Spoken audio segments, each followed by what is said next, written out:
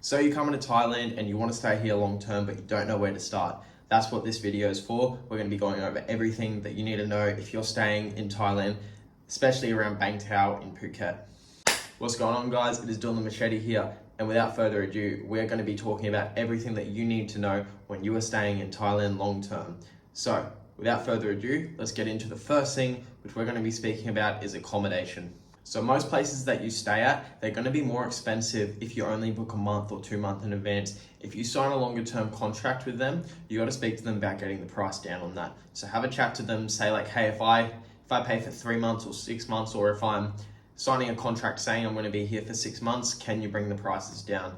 Now, a lot of places will be willing to do this. Like for example, the place that I'm staying at, Greenhouse, it was a little bit more expensive before, but now that I'm staying here long term, they've brought the price down and I'm basically laughing. I'm absolutely getting a steal on this deal. I'm extremely happy with where I'm staying and I've got everything I need. I've got a kitchen so I can cook.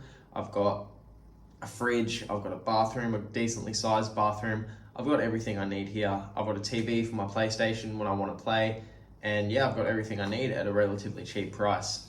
So if you're not sure where to look, I would recommend staying at a place pre-booked for 1 month and then speaking to people around where you're staying and see who has the lowest prices. That's what I did. I was originally staying at a place called Siranya House. I stayed there for 1 month. It was about 13,000 baht and I knew I did not want to pay that much for a long-term deal.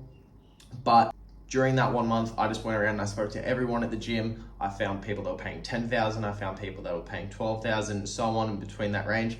And then when I found out the price of Greenhouse, I had to come here. So I booked it, I took it. My mate Adam, he was down a couple doors from me and he got me onto this place and I'm extremely happy where I'm staying now. So that's what I would say. I'd say book a place for 1 month, stay there, see how you like it. If you do want to stay there, great. If not, speak to other people around the gym, try to get a cheaper price.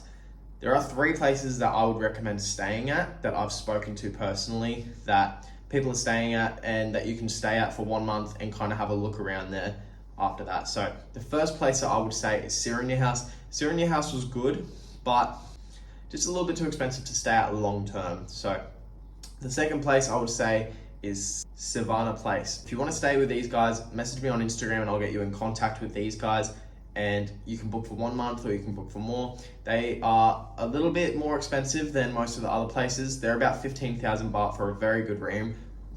I'll chuck photos of the rooms up now. They are very nice rooms. You can see why this place is more expensive. It is a very comfortable place to live at and they've got everything that you need. They've got swimming pools, they've got a gym, they've got so many good things that you can use while staying there. And their more expensive rooms are 25,000 baht. So the ones that I just showed you are the 15,000 baht rooms.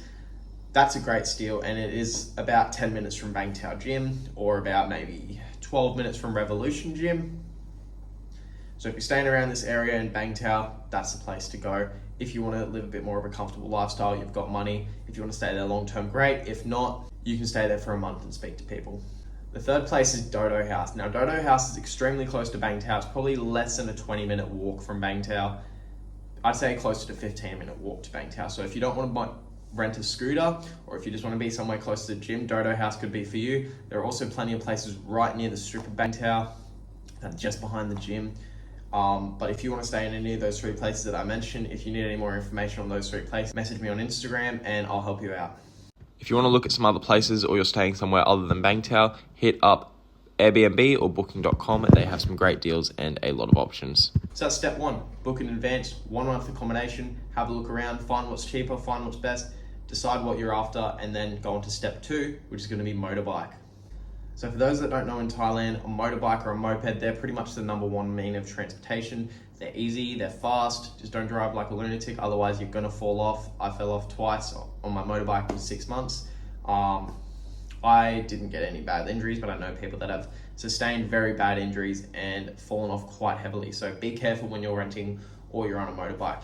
But if you're gonna stay in Thailand long term, you're way better off buying a motorbike rather than renting. So what my recommendation would be, rent for 1 month. And if you guys need help with a rental, message me. I have a friend that's doing motorbike rentals currently and they can help you out. I'm actually in the process of buying a motorbike myself and you can get these for about 30,000 or 40,000 baht when you buy them. Now, obviously if you're staying for a year, you're way better off buying it, because then you've got it and you can always sell it down the line if you want. You've just got to make sure that you're on top of the maintenance and all that stuff, which I'll get back to in a second. Now, if you do want to put the motorbike in your name, you obviously don't have to because this is Thailand, but if you do want to, you can go to the transport agency near Geelong Immigration. You just go in there, you sign some paperwork, you put the bike in your name, and then you've got it, it's in your name. And you don't have to do that obviously because we're in Thailand and there's a little bit of a leeway between the rules and all that. We're in a third world country. But yeah, it might be a bit easier down the line if you end up running into some legal issues, whether you crash it or someone crashes into you, whatever. It's probably going to be a bit easier to have a bike that's registered, but it's not necessary, especially if you're trying to live here cheaper. But on that note, if you are buying a motorbike, you've got to find yourself a good mechanic. And I would recommend taking your motorbike to the mechanic every 1 to 2 months. That way you get it checked up and serviced and make sure that it's all good. There's nothing going on with it. And if there is something going on with it, then you can get it sorted quickly without having to rack up a big bill that's gonna fuck you over in the long run. And the last thing we're gonna be talking about is visas. So, first thing I'm gonna say, when it comes to visas, if you're just planning to come to Thailand and do visa runs, that worked about 5 years ago. It's not gonna work anymore. Since you're not able to do the visa runs anymore because they don't want foreigners just coming in and doing visa runs and keep getting away with not paying taxes or doing stuff like that. You are way better off getting a proper visa. I know people that have actually tried to do visa runs and they wouldn't get let back into Phuket. My mate Jake, actually, he went out of Phuket after his 1 year visa expired. He tried to come back in and they said, nah, you can't come in. And basically what he had to do is he had to leave Phuket, he had to drive around, he had to drive to the Phuket border. They still wouldn't let him in. And then he basically said to him, oh, but I got a Muay Thai fight coming up. And then they're just like, oh, you're a Nak boy now? Yeah, we'll let you in. So maybe try and play the Nak boy card with them and they'll let you in. But it's obviously going to depend on the officer that you get. So the first visa is quite easy. Depending on your country, if you come into Thailand, you're just going to get stamped a 30-day visa. Make sure that you have got the visa on arrival in Thailand. If you're going to be doing this, you can Google it. I don't know what country you're from, so I don't know if you can do that, but just give it a quick Google and you're sweet. The second one is quite easy to get, the tourist visa. So if you're an Australian citizen, you can just go online and apply for a tourist visa. I did this last year when I came to Thailand. I was here for about 4 months and then I did a visa run. All you have to do, go online, apply, wait for it to come through, bang, you've got it. And then you come to Phuket or Thailand or Bangkok, wherever you're going, and you've got that stamp in your passport already. They look at it, yep, you're good. And then you can extend it for another 30 days. So once your 60 days is up, you go to immigration or go there a few days before it's up, because I'd say about 1 day before, because it starts from the day that you go to immigration, not the day that current visa ends. So just be aware of that. So they give you another 30-day stamp, and then after that, you can do a visa run if you like, or you can go try and get another visa. Now the visa I'm currently on, and the one that's allowing me to stay in Thailand for a year, which I know a lot of fighters do out here, this is probably the best visa to do if you're fighting out here in Thailand long term, student visa. Now there are some Muay Thai camps that will sign you off for a student visa, just saying that you're learning Muay Thai, or you're learning MMA or whatever you're doing here, but most places won't do that because it is such a headache and there's a lot of moving parts that have to go with it. Now, what you can do instead, which is what I've done, is I've gone through a language school. So I'm currently studying Thai language through a language school, and it is 40,000 baht straight up, and then you have to pay 5,000 baht every 3 months for the extension. So all up, it ends up being 55,000 baht for a year in Thailand.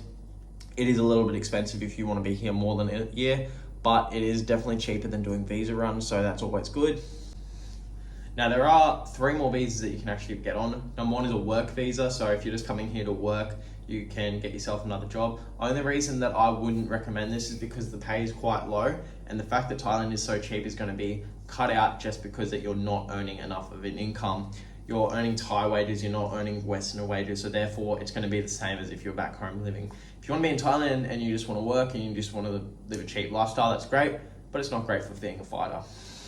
So the second one is a business visa. The business visa is a little bit harder because you do have to have certain things set up. One of my mates is actually in the process of getting a business visa, and he just found out after he'd done nearly everything that he had to have 4 Thai staff and he had to have 1 office. And that's a great thing to learn at the end of the fucking process of getting a student visa. So that's kind of annoying for him, but is what it is. So those are a couple things that you need to have if you're deciding to run a business while you're in Thailand. you have to have 4 Thai staff and you need to have an office. There might be a way around that. If there is, I'm not sure about that, but that's just something to keep in consideration if you want to look at getting a business visa. And the last visa you can do is a retirement visa. So you've obviously got to be over a certain age to do this, but the retirement visa lasts for a long time. My mate Sterling, he's about 55 years old now, and he's going through the retirement visa. He's been doing it for about 10 years now. So it does work if you want to do it, and if you're at the age bracket, why not? So I hope you guys enjoyed this video. Be sure to like, comment, and subscribe. I've got plenty of other good content coming in the next couple of weeks, coming from fight tutorials. I've got more stuff coming on Bangtao. I've got vlogs. I've got plenty of things coming. So please make sure that you subscribe, tune into those videos, and I'll see you guys in the next video.